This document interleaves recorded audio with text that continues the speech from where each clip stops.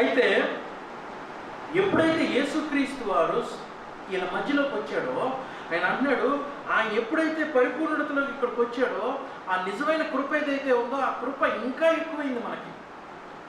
పాత నిబంధనలో కృప లేదు కానీ కాదు, మనం కృప వెంబడి కృప పొందాం. ఆయన ఎప్పుడైతే మానవుడిగా ఈ లోకంలోకి వచ్చాడో యేసుక్రీస్తు వారు, ఆ రోజున సీనాయి పర్వతం మీద మోషేతో మాట్లాడిన దేవుడు మానవుడిగా ఇక్కడికి ఎప్పుడైతే వచ్చాడో, ఆయన పరిపూర్ణతలోకి ఇక్కడ ఎప్పుడైతే వచ్చాడో ఒక మానవ శరీరం ధరించి మనం కృప వెంబడి కృప పొందాము అని అంటున్నాడు. పాత నిబంధనలో కృప లేదా? ఉన్నది. పాత నిబంధనలో కూడా ఆయన అదే మాట్లాడతాడు, ఇదిగో నేను దయాదక్షిణం కలిగిన వాడిని, కరుణా ప్రకాశములు కలిగిన వాడిని, మీరు లయం కాలేదు. దేవుడు నోవాహుతో ఏమంటాడు, ఇదిగో నోవాహు యెహోవా దృష్టికి కృప నొందిన వాడే కదా. నోవాహుని దేవుడు ఎందుకు రక్షించాడు? జలప్రలయంలో నోవాహును ఒక ఓడను చేసుకొని ఎందుకు చెప్పాడు? ఆదికాండం 6వ అధ్యాయంలో మాట్లాడతాడు. ఇదిగో ఎందుకని మాట్లాడతాడు? నోవాహు యెహోవా దృష్టికి కృప నొందాడు. నోవాహు నీతిమంతుడు కాదు. నోవాహు కూడా దేవుడు చెప్పినప్పుడు, అవును ప్రభా నేను పాపినే, నాకు అర్హత లేదు, నన్ను రక్షించు దేవా, ఈ పాప జీవితంలో నేను ఉండలేకపోతున్నాను నేను నోవాహు బ్రతిమలాడినప్పుడు దేవుడు నేను రక్షిస్తాను, అయితే ఒక ఓడ చేసుకో.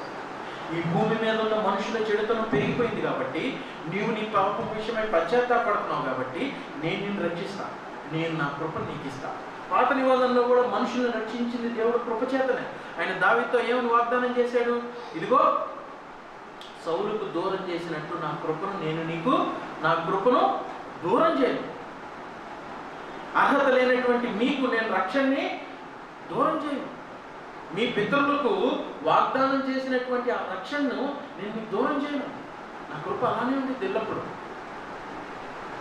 సో ఈ యోహానికి అర్థమైంది, బాబు మనం కృపతోటి ఉన్నాం, కృపచేత మనల్ని ఏర్పాటు చేసుకున్నాడు, మనమేదో సమస్త జనముల కంటే గొప్పవారమైంది కాబట్టి ఆయన ఎందుకు చేసుకోలేదు. అయినా కానీ ఇంకా ఆయన మనల్ని ప్రేమిస్తూ ఒక మానవుడిగా ఈ లోకానికి వచ్చి ఎప్పుడైతే మన పాపాలు మోసాడో, మన కృప తర్వాత మరలా కృపను పొందాం. It is all by grace grace grace అని రిఫార్మర్స్ ఎప్పుడైతే కేవలం కృప చేతనే అన్నారో, it is not of by man. ఈ రోజుల్లో మీరు నేను వెళ్ళిపోయి జాతరలు చేసి కొండలు మూసి కొరడాలు కొట్టుకొని మన మొహరంకి వాళ్ళు ఒళ్ళంతా కొట్టుకుంటూ ఉన్నారు. You don't need to do it. ఆ దెబ్బలు ఆయన మోసాడు శిలువలో. ఆ కొండలు మోసి ఎలుగెత్తి దేవుడి దగ్గరికి లేడవలసిన అవసరం లేదు, నిప్పుల్లో బొరలాల్సిన అవసరం లేదు, కొరడాలతో కొట్టుకోని అవసరం లేదు. ఆ శరీరాన్ని ఆయన మోసాడు, ఆయన మొత్తం కూడా అనుభవించాడు. ఆ కృప వెంబడి అది నుంచి ఉన్న కృప ఒకటే, మనుషులను ఆయన ఎంతో ప్రేమించాడు, వారిలో గొప్పతనం కాదు కాబట్టి. రెండోది ఏంటి అంటే, వాళ్ళకి కావాల్సిన శిక్ష ఏదైతే ఉందో అది కూడా ఇంక మోస్తున్నాడు కదా, అందుకే ఆ కృప వెంబడి కృపను పొందాం. ఇప్పుడు ఎవరైనా కానీ మనుషులు తప్పిపోతున్నప్పుడు రీజన్ ఏంటి అంటే, వన్ ఆఫ్ ద రీజన్, ఒక వ్యక్తి నేను రైల్లో వెళ్తున్నప్పుడు ఆయన అడిగాడు, అప్పటికి నేను సువార్త చేస్తూ ఉన్నాను.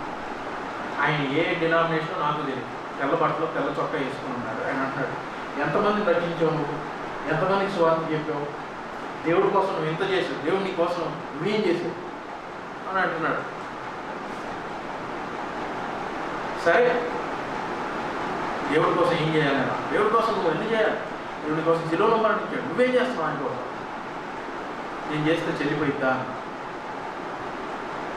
ఆయన నాకు చేసిన దానికి నేను రివర్స్లో చచ్చిపోతాను, నీ చెల్లయిద్దా అన్నా.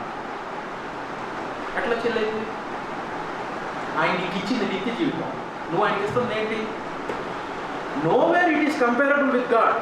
నువ్వు నేను చేసే పనులు ఏవి కూడా దేవుడు మన పట్ల చూపించిన దానికి ఏది కూడా, నేను ఇన్ని సంఘాలు కట్టాను, నేను ఇంత డినామినేషన్స్ చేశాను, నేను ఇంత మంచోడిని అని చెప్తే, నేను ఎన్ని గంటలు ప్రార్థన చేశానని చెప్తే, వాట్ యూ ఎక్స్పెక్టెడ్?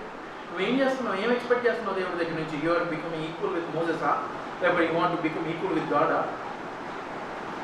ఏమిచ్చి దేవుడి రుణం తీర్చగలను? ఆయన మాట్లాడతాడు కదా, నా జ్యేష్ఠ పుత్రుడు నేను మీకు ఇవ్వగలనా, వేలాది కోడల్ని ఇవ్వగలనా, ఏమిచ్చి దేవుడికి రుణం తీర్చగలరు? It is all by grace alone. వీళ్ళు అనుకునేది ఏంటంటే, ఈరోజు నేను మంచివాడిని అయ్యాను, నేను ఈ రోజున అయ్యాను, నువ్వు పాపివి, నువ్వు ఇలా ఉండు, మరి థింగ్ ఏంటంటే, బాబు నీ కృప చేత రక్షించబడ్డా, నీకు కూడా ఆ కృపనిస్తాడు దేవుడు అని చెప్పడం వీళ్ళు మర్చిపోయారు వాస్తవానికి. క్రిస్టియానిటీలో ఉన్న బ్యూటీ ఏంటంటే, నా వలన ఏదైతే కలిగిందో అది నాది కాదు, నేనేమై ఉన్నానో అది దేవుడి కృప వల్లే అయి ఉన్నాను. ఈ మోస్ట్లీ ఇప్పుడు ఈ క్రిస్టియన్ రిలీజన్ ఎలా తయారైందంటే, ఈ కృపను మర్చిపోయి సంపూర్ణంగా ఎలా తిరిగారు అంటే, వాళ్ళ సొంత నీతి వల్ల, వాళ్ళ సొంత మెయింటెనెన్స్ వల్ల, వాళ్ళేదో రక్షణ కొనసాగిస్తున్నట్టుగా, వాళ్ళేదో మంచితనాన్ని కొనసాగిస్తున్నట్టుగా. It is of by grace alone, కృప చేత. ఎప్పుడు ఇంకో కృప, ఇందులో కాన్ఫిడెన్స్ ఏంటి అంటే, నీకు ఆల్రెడీ కృప ఉంది, దేవుడు ఈ లోకాన్ని క్షమిస్తూ ఉన్నాడు, క్షమించడానికి సిద్ధంగా ఉన్నాడు. థింగ్ ఏంటి అంటే, ఆయన మానవుడిగా రాడు, కృపమటి కృపను పొందుకున్నావు. ఈ అండర్స్టాండింగ్లో ఉన్నావు, నువ్వు ధనవంతుడు అయ్యావా, సేపడావు. నేనేమై ఉన్నానో అది దేవుడి కృప వల్లే. నేను పేదవాడిని అయ్యానా, దిగులు పడిన దేవుడి వల్లే ఆయన కృప నాకు ఇస్తాడు. నా బలహీనతలో నీకు రోగం నయం కాలేదా, నా కృప నీకు సరిపోయింది, నా కృప నీకు చాలు. వీళ్ళ అండర్స్టాండింగ్ అంతా యేసుక్రీస్తు మీద ఉంది. వీటిలో ఈ లోకంలో ఉన్న విషయాలను బట్టి, ఈ డబ్బును బట్టి, ఉద్యోగాలను బట్టి, ఆస్తులను బట్టి వీళ్ళు డిసైడ్ అయ్యి తిరగట్లేదు. దేవుడి కృప ఉంది, నాకు చాలు. ఆయన ఎప్పుడైతే వచ్చాడో, నేను కృప వెంబడి కృపను పొందింది. ఇన్ఫ్యాక్ట్ వాస్తవానికి కృపను పొందేవాడు. ఎవరు సహాయం, ఏ కన్ను చూడలేదు, ఏ చెవి కూడా గ్రహించలేదు. ఆయన తన బిడ్డలకు సిద్ధపరిచిన నిత్యరాజ్యాన్ని. ఆ రోజునే no I can imagine heaven ఎలా ఉండిద్దో యూ కెనాట్ ఇమాజిన్. ఆ మంచితనం ఎలా ఉండిద్దో you cannot imagine. Complete freedom, భయం లేదు, మరణ భయం లేదు, కంప్లీట్ సెక్యూర్నెస్, రక్షణ పోదు. It is all by grace alone. మీరు ఉచితంగా నేను పొందుతున్నారు, పోగొట్టుకోవడానికి మీ వల్ల కలిగిందిగా. తర్వాత ఆయన పరిపూర్ణతలో మన కృప వెంబడి కృప పొందింది 17వ వచనంలో. ఇప్పుడు దాన్ని ఎక్స్ప్లెయిన్ చేస్తున్నాడు. ధర్మశాస్త్రం మోషే ద్వారా అనుగ్రహింపబడిన కృపయు సత్యము యేసుక్రీస్తు ద్వారా కలిగింది. మనందరూ తెలుసు, ధర్మశాస్త్రము మోషేకి దేవుడు ధర్మశాస్త్రాన్ని బయలుపరిచాడు సీనాయి పర్వతం. ధర్మశాస్త్రము అన్నప్పుడు ఎలాంటిదో చూద్దాం ఒకసారి. ధర్మశాస్త్రం గురించి ఫ్యూ రివ్యూస్ రోమపత్రిక 7వ అధ్యాయంలో మాట్లాడతాడు. ధర్మశాస్త్రం ఎలాంటిదో 7వ అధ్యాయము 7వ వచనంలో చూడండి ఒకసారి. ధర్మశాస్త్రము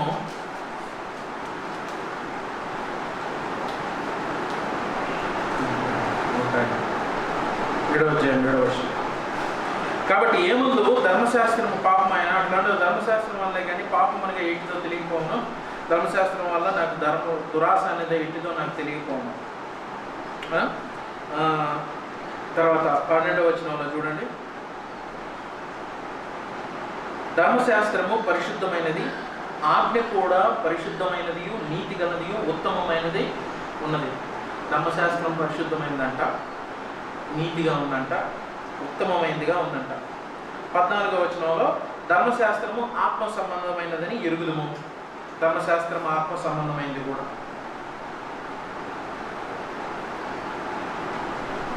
మోషేకి దేవుడు తెలియపరిచినప్పుడు, ధర్మశాస్త్రాన్ని తెలియపరిచినప్పుడు ఆయన ఉద్దేశం ఏంటో రాశాడు ఇక్కడ. ధర్మశాస్త్రం పరిశుద్ధమైనది, దేవుడి ఉద్దేశం అది. గమనించండి, ధర్మశాస్త్రం ఉన్నప్పుడు నెగిటివ్ అండర్స్టాండింగ్ చాలా మందికి ఉంటుంది.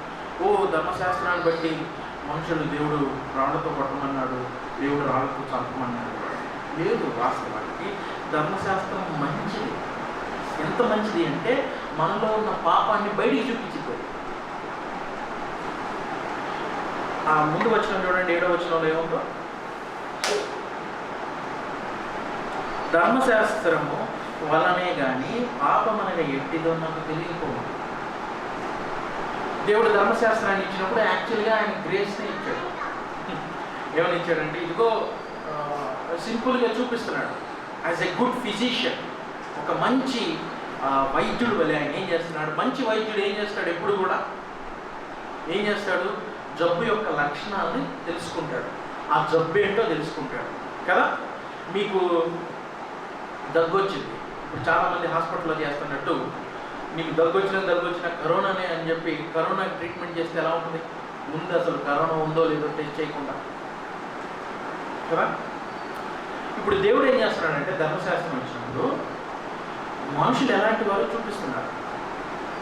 మనుషులు పాపులను చూపిస్తున్నాడు, మనుషుల్లో జబ్బు ఉందని చూపిస్తున్నాడు, మనుషుల్లో అబద్ధం ఉందని చూపిస్తున్నాడు. ఇదిగో కింద వచనంలో రాశాడు, ఇదిగో ఆశింపవద్దని ధర్మశాస్త్రం చెప్పని ఎడల దురాశ ఎట్టిదో నాకు తెలియకపోను. ఆశించొద్దని ధర్మశాస్త్రం చెప్పకపోతే అసలు దురాశ అంటే ఏంటోనే తెలియదు అంటాడు. అదో వ్యభిచరించొద్దు అని ధర్మశాస్త్రం చెప్పకపోతే వ్యభిచారం తప్పని ఎలా తెలుసు?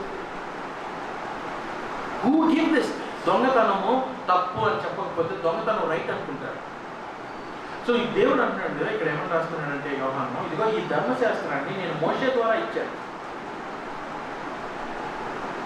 మోషే ద్వారా ధర్మశాస్త్రం ఇవ్వబడ్డది. చాలా బాగుంది. మోషే ద్వారా ధర్మశాస్త్రం ఇవ్వబడ్డది. మోషే కూడా చాలా గొప్పవాడు. ఇక్కడ వన్ సెన్స్లో ఆయన ఏం చెప్తున్నాడు అంటే, ఇదిగో ధర్మశాస్త్రం మోషే వల్ల వచ్చింది, అయితే ఇక్కడ ఆయన ఏమంటున్నాడు అంటే కృపయు సత్యమును ఎవరి ద్వారా వచ్చినాయి? తర్వాత వచ్చిన యోహాను సువార్త 1వ అధ్యాయం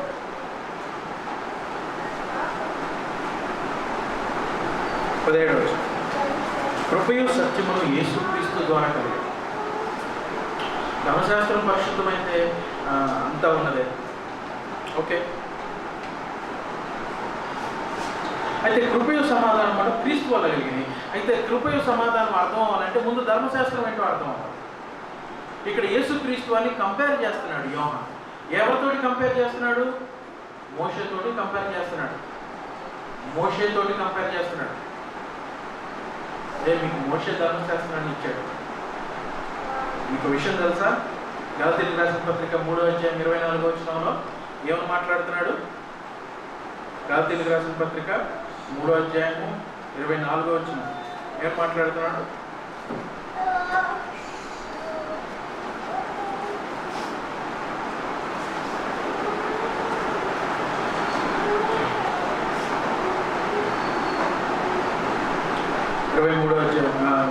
గలతీయులకు రాసిన పత్రిక 3వ అధ్యాయం 22వ వచనం.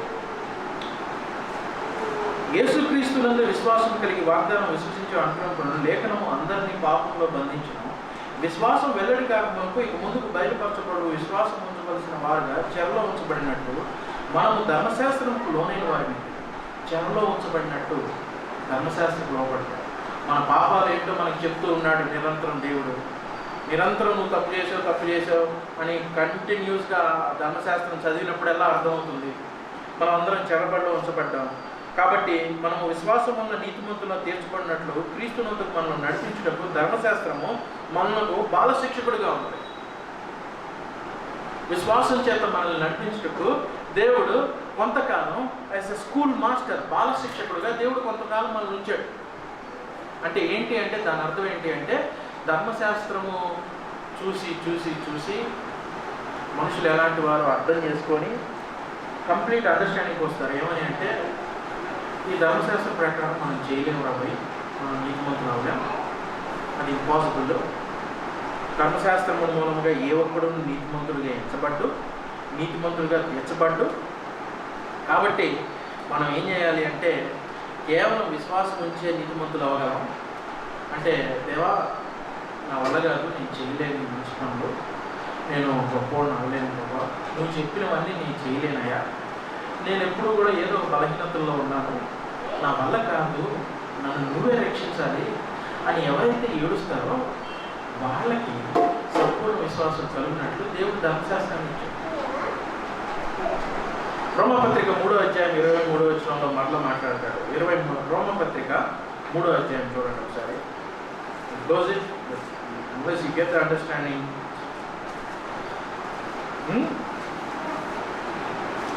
24వ వచనంలో 23, 22 ఇట్లుండగా ధర్మశాస్త్రములుగా వేరుగా 20వ వచనం. ఏలయనగా ధర్మశాస్త్ర సంబంధమైన క్రియల మూలముగా ఏ మనుష్యుడు ఆయన దృష్టికి నీతిమంతుడుగా తీర్చబడ్డాడు. 20వ వచనం. ధర్మశాస్త్రం వల్ల పాపమునగా ఏంటిదో తెలియబడుచున్నారు. పాపం అనగా ఏంటో చూపించడానికి దేవుడు ధర్మశాస్త్రాన్ని ఇచ్చాడు. ఓకే, ఇట్లుండగా ధర్మశాస్త్రం వేరుగా దేవుడు నీతి బయటపడి దానికి ధర్మశాస్త్రం ప్రవక్తలు సాక్ష్యం ఇచ్చుతున్నారు. అది యేసు క్రీస్తునందుల విశ్వాసం మూలమైనది నమ్ము వారందరికీ కలుగు నీతి అయినది. విశ్వాస సంబంధులుగా మనుషుని రక్షించుటకు దేవుడి నీతి అయినది. ఏ భేదము లేదు, అందరూ పాపం చేసి దేవుడిని గురించి మహిమను పొందలేకపోవచ్చు. కాబట్టి నమ్మువారు ఆయన కృపచేతనే యేసు క్రీస్తునందుల విమోచనం ద్వారా విచితముగా నీతిమంతులని తీర్చబడుతున్నారు. కాబట్టి నమ్మువారు యేసు క్రీస్తు వారి కృపచేతనే విశ్వాసం చేత నీతిమంతులుగా తీర్చబడుతున్నారు. ఇక్కడ అంటున్నాడు, ఇదిగో ఒకప్పుడు ధర్మశాస్త్రం మోషే ద్వారా వచ్చింది కదా. మోషే, మీరు అనుకుంటున్నారు మోషే చాలా గొప్పవాడు, చాలా ఇన్ఫ్యాక్ట్ ఆయన గొప్పవాడే. 33 నిర్గమాకాండము 33వ అధ్యాయంలో ఆయన మాట్లాడతాడు. ఇదిగో మోషే నేను నేరుగా మాట్లాడతాను. ద్వితీయోపదేశకాండంలో 34వ అధ్యాయంలో చూడండి ఒకసారి. ద్వితీయోపదేశకాండం 34వ అధ్యాయం 10వ వచనం.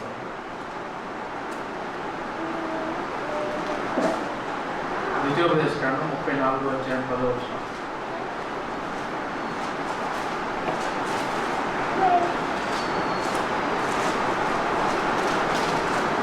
ద్వితీయోపదేశకాండం 34వ అధ్యాయం 10వ వచనం.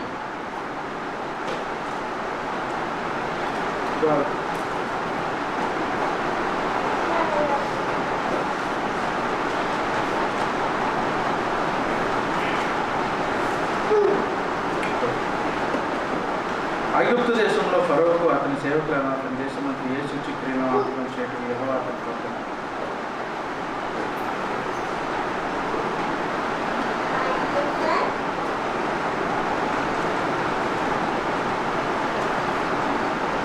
ద్వితీయోపదేశకాండం 34వ అధ్యాయం 10వ వచనంలో ఏముంది?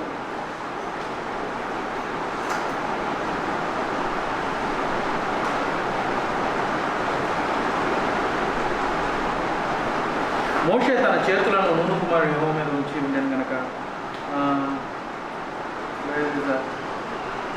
ఫర్ ఆల్ 10వ వచనంలో since that time there is no prophet has risen in Israel like Moses whom the Lord knew face to face. ఉందా అది? 12వ వచనంలో వాటి విషయంలో ఆ బాహుబలమంతటి విషయంలోనూ మోషే ఇజ్రాయెల్ జనులందరి కన్నుల ఎదుట మహాభయంకరకార విషయంలో ఎరిగిన మోషే వంటి ఇంకొక ప్రవక్త ఇజ్రాయెల్లో ఇదివరకు పుట్టలేదు. మోషే వంటి ప్రవక్త అసలు ఇంతవరకు ఇజ్రాయెల్లో పుట్టలేదు, అంటే అప్పటి వరకు ఇదివరకు పుట్టలేదు. మోషే is the highest rank in the prophets అన్నమాట. దేవుడితోటి ముఖాముఖిగా స్నేహితుడుగా ఎంచబడిన వ్యక్తి. ఇప్పుడు జాన్ చాలా డేర్ చేస్తున్నాడు. ఏమనంటే ఇజ్రాయేలీకి యూదులకు రాస్తున్నాడు కదా, చూడు మీకు ధర్మశాస్త్రం మోషే వల్ల వచ్చింది, అయితే యేసుక్రీస్తు వారి కృపయు సత్యము వెల్లడైనవి అని చెప్తాడు. అంటే వన్ సెన్స్ యేసుక్రీస్తు వారు మోషే కంటే గొప్పవాడు అని చెప్తున్నాడు. అప్పుడు దాకా యూదుల మతమే దేని మీద ఆధారపడిందంటే ధర్మశాస్త్రం మీద ఆధారపడింది. మాకు మోషే తప్ప బోధకుడు మరి ఎవరు లేరని ఇజ్రాయేలీలు అంటారు. మేము మోషే శిష్యులు అంటారు. యేసుప్రభు అంటారు, రేపు నేను మీ మీద నింద వేసేది నేను కాదు, మీ మీద మోషే వేస్తాడు అని అంటాడు. మోషే ధర్మశాస్త్రం ఇచ్చాడు కదా, పాపం మనగా ఏంటో తెలియపరచబడుతున్నది. అయితే కృపయు సత్యమును క్రీస్తు ద్వారా బయలుపడదు. హెబ్రీయులకు రాసిన పత్రిక 3వ అధ్యాయం 5వ వచనంలో ఏమని మాట్లాడతాడంటే, హెబ్రీయుల గ్రంథకర్త కూడా డైరెక్ట్గా మాట్లాడతాడు. ఇదిగో మోషే యెహోవా ఇల్లంతటిలో నమ్మకస్తుడిగా ఉన్నాడు కదా, అయితే యేసుక్రీస్తు వారు ఎలా ఉన్నారు చూడండి. హెబ్రీయులకు రాసిన పత్రిక 3వ అధ్యాయంలో హెబ్రీయులకు రాసిన పత్రిక 3వ అధ్యాయము 5వ వచనం 6వ వచనంలో, అయితే క్రీస్తు కుమారుడయ్యండి ముందు చెప్పుకో సంగతులు సాక్షార్థముగా మోషే పరిచారకుడయ్యండి దేవుని ఇల్లంతటిలో నమ్మకంగా ఉన్నాడు మోషే. 6వ వచనంలో, అయితే క్రీస్తు కుమారుడయ్యండి ఆయన ఇంటి మీద నమ్మకముగా ఉన్నాడు ధైర్యము నిరీక్షణ వలన ఉత్సాహం వల్ల తుదమట్టుకు స్థిరంగా చేపట్టిన ఎడల మనమే ఆయన ఇల్లు, మన ఇల్లంతటి మీదను యేసుక్రీస్తు వారు నమ్మకంగా ఉన్నాడు. మోషే వాస్తవానికి పరిచారకుడుగా ఉన్నాడు. ఈయన కుమారుడై ఉండి మన అందరి మీద అధికారంగా ఉన్నాడు అని అంటున్నాడు. ఎగ్జాల్ట్ చేశాడు. యేసుక్రీస్తు వారిని ఎంతగా ఎగ్జాల్ట్ చేశాడు అంటే ధర్మశాస్త్రము మిమ్మల్ని మీ తప్పులు చూపించాడు, కానీ యేసుక్రీస్తు వారు మీ తప్పులను అర్థం చేసుకొని మోసి మీకు కృపనిచ్చి రక్షించేవాడిగా ఉన్నాడు అని చెప్తున్నాడు ఆయన పాయింట్. మత సంబంధంగా కాదు. యూదా మతస్థులకి ఈ మాట వింటే ఎలా ఉంటుంది? మరి 1500 సంవత్సరాలు వాళ్ళ యూదా మతం అంతా కూడా మోషే ధర్మశాస్త్రం మీద ఆధారపడింది. ఈ రోజు నుంచి ఏమంటాడంటే, ఇదిగో ఈ ధర్మశాస్త్రంలో ఉన్న కృపా సత్యాలు ఏవైతే ఉన్నాయో, ఇంగ్లీష్లో NASBలో ఏమంటాడంటే దే ఆర్ రియలైజ్డ్, యేసుక్రీస్తు వారి ద్వారా అవి గ్రహించబడ్డాయి అని అంటున్నాడు. దేవుడి ధర్మశాస్త్రంలో కరుణ కటాక్షాలు ఏవైతే ఉన్నాయో అవి యేసుక్రీస్తు వారి ద్వారా గ్రహించబడ్డాయి.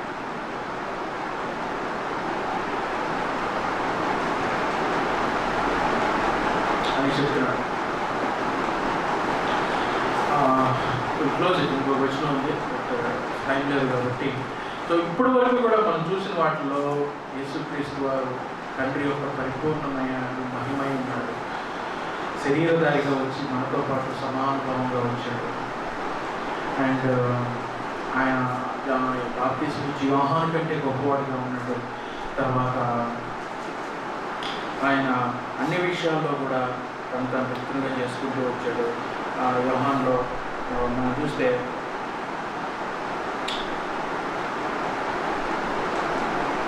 ధర్మశాస్త్రం మోషే ద్వారా కలిగింది, కృపా సత్యాలు యేసుక్రీస్తు వారి వారు మనందరికీ కృపగా సత్యంలో నిల్చుండాలి అంటే to stand in the truth you need grace. సత్యం ఏంటి అంటే మనం అందరం కూడా పోవాలి. దేవుడు ఒక్కడే నీకు ముందు ఒక్కడం లేదు. సో యేసుక్రీస్తు వారు ఇలాంటి సత్యాన్ని చెప్తూనే మనకు కృపణిస్తాడు. అందుకే గ్రేస్ అండ్ ట్రూత్ రెండు కూడా ఆయనలో కలగలిచాడు.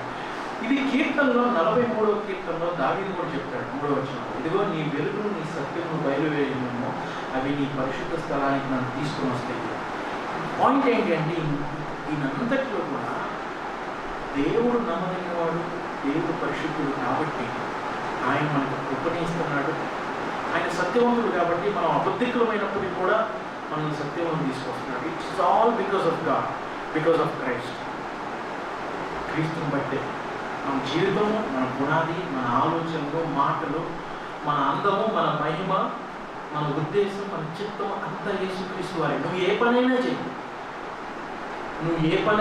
నువ్వు ఎంత ఆస్తి అయినా సంపాదించు, నువ్వు ఎంత పేదవాడికైనా ఉండు, యేసుక్రీస్తు వారి మహిమ, ఆయన సంపూర్ణమైన లక్షణాలు నీలో నాలో కనపడాలి అన్నది యోహాను తపన. ఆయన రాసిన మాటలు సంపూర్ణంగా యేసుక్రీస్తు. పౌలు కూడా అదే అన్నాడు కదా, మా మట్టి శరీరాల్లో, ఈ మట్టి ఘటాల్లో దేవుని మహిమను మేము చూపిస్తున్నాము. నువ్వు నేను అదే చేయాల్సిన మాట. క్రిస్టియన్ గోల్ ఏంటంటే టు గ్లోరిఫై గాడ్, దేవునికి మహిమను ఇవ్వటం.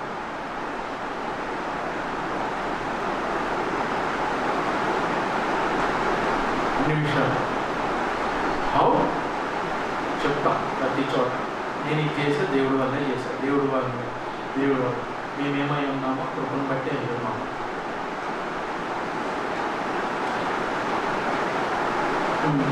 ప్రార్థన చేస్తున్నాం. ప్రేమ పరిశుద్ధానికి